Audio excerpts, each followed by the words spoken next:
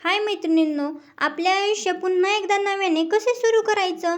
चला आपण पाहूयात. आपण आजपर्यंत काय करत आलेलो आहोत, तर स्वतःच्या मनाला आपण दुखवत आलेलो आहोत, स्वतःला कमी समजत आलेलो आहोत आणि आपल्या जीवनात आपण स्वतःलाच त्रास देऊन बसतो, रडत बसतो. पण ज्यामुळे आपण हे सर्व सहन करतोय ना, त्यांना याचा काहीच फरक पडत नाही.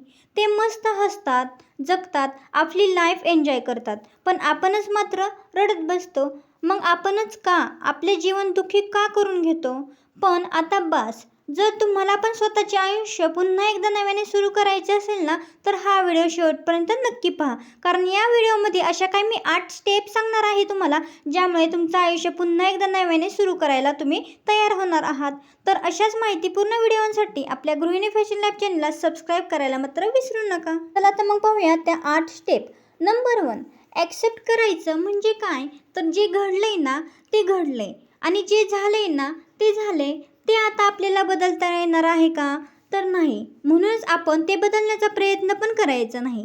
जे आहे ना ते ॲक्सेप्ट करा आणि पुढे चला. स्टेप नंबर 2, स्वतःला सांगायचं की आता मला स्वतःसाठी उभं राहायचं, स्वतःच्या अस्तित्वासाठी, समाधानासाठी, सुखासाठी आणि आनंदासाठी काहीतरी करायचे. म्हणजे स्वतःच्या मनाला तयार करायचं आहे नवीन आयुष्य सुरू करायला. त्यानंतर स्टेप नंबर 3, बघा, निगेटिव्ह आणि टॉक्सिक माणसांपासून आपल्याला दूर राहायचं आहे, जे तुम्हाला त्रास देतात, कमी लेखतात. अशा लोकांना तुमच्या लाईफमध्ये इम्पॉर्टंट हवी तेवढीच द्या, जास्त देण्याचा प्रयत्न करू नका. म्हणजेच काय, तुम्हाला तुमचं आयुष्य नव्याने सुरू करताना हे टॉक्सिक, निगेटिव्ह सारखे शब्द आहेत ना, ते पूर्णपणे तुम्हाला काढून टाकायचे आहेत. Step number 4, no reaction. बघा, कोणी तुम्हाला कितीही लेवलपर्यंत, कोणत्याही लेवलपर्यंत बोललं, त्रास दिला ना, अपशब्द वापरले ना, तरीही त्यांना काहीच त्याची रिॲक्शन द्यायचं नाही. म्हणजेच त्यांना काहीच बोलायचं नाही, शांत बसायचे. म्हणजेच काय, तर नो रिॲक्शन ही पद्धत आपल्याला इथं वापरायची आहे. स्टेप नंबर 5, स्वतःवर काम करायचं. म्हणजेच काय, थोडक्यात कोणाच्या ना आद्यात न मध्यात. आपण आपल्या नादात या पद्धतीने राहायचं. पण एकांतामध्ये कोणालाच कळलं नाही पाहिजे की तुम्ही तुमच्या स्वतःसाठी काहीतरी करत आहात, तुम्ही स्वतःला घडवत आहात.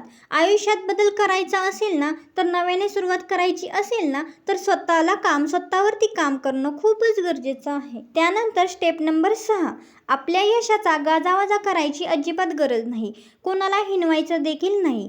एकदा का आपण मोठे झालो, हवी ती गोष्ट मिळवली की गाजावाजा करायची गरज नाही, कारण सर्वांना ते आपोआपच कळतं. Step number 7, very important. सर्वात महत्त्वाचं म्हणजे ज्यांनी तुम्हाला त्रास दिलाय ना, त्यांना मनातून माफ करायचं, मनापासून माफ करायचं आणि फक्त आपल्या आयुष्यावर, आपल्या जीवनावर आणि आपलं जीवन उत्तम प्रकारे जगण्यावर फोकस करायचा. आपण जे घडलंय, आपल्या बाबतीत जे घडलंय, आपण जे सोसलंय किंवा आपल्याला जो त्रास झाला आहे ना, तो दुसऱ्यांना देण्याचा प्रयत्न अजिबात करायचा नाही. म्हणजेच काय, जे झालंय ते विसरायचं आणि नव्याने सुरुवात करायची. आणि लास्ट स्टेप नंबर 8, कायम देवाला जवळ करायचं. बघा, तो तुम्हाला कधीही एकटं पाडून देणार नाही, विश्वास ठेवा. म्हणूनच तर मैत्रिणींनो, आज मी तुम्हाला सांगते, तुम्ही स्वतःला दोष देणे थांबवा. आपण सतत स्वतःला दोष देत राहिलं तर आपण अजून कमजोर पडतो आणि आपला कॉन्फिडन्स हरवतो. मग स्वतःच्या नजरेत चुकीचं ठरतो. पण खरंच आपण इतक्या चुकीचे आहोत का? आपण जे करू शकलो नाही ना, त्यापेक्षा आपण बरंच काहीतरी निभवलेलं आहे आणि ते निभवणं देखील खूप महत्त्वाचं आहे. आपल्या हातून चुका तर होतच राहतील, कधी मनही थकेल, कधी थांबावंसं वाटेल, पण त्यासाठी स्वतःला दोष देणं गरजेचं नाही. आजपासूनच आपण स्वतःशी थोडंसं सौम्य वागूया, प्रेम करूयात आणि आपणच आपली साथ देऊयात.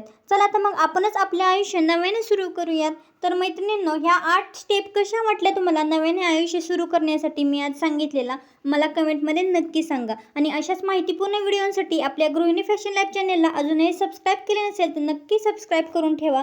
आणि आजचा व्हिडिओ जरी आवडला असेल ना, तर एक लाईक नक्की करा आणि हा व्हिडिओ इतर मैत्रिणींपर्यंत शेअर नक्की करा. आणि त्याचबरोबर छानशी कमेंटसुद्धा, म्हणजे तुमच्या कमेंट वाचायला मला खूप आवडतात आणि तुमच्या ज्या काही भावना आहेत, फिलिंग्स आहेत, त्या देखील माझ्यापर्यंत पोहोचतात. चला तर मग मैत्रिणींनो, आजचा व्हिडिओ पाहिल्याबद्दल सर्वांचे धन्यवाद. भेटूया पुढच्या व्हिडिओसोबत, नेक्स्ट टॉपिकसोबत, नेक्स्ट विषयासोबत.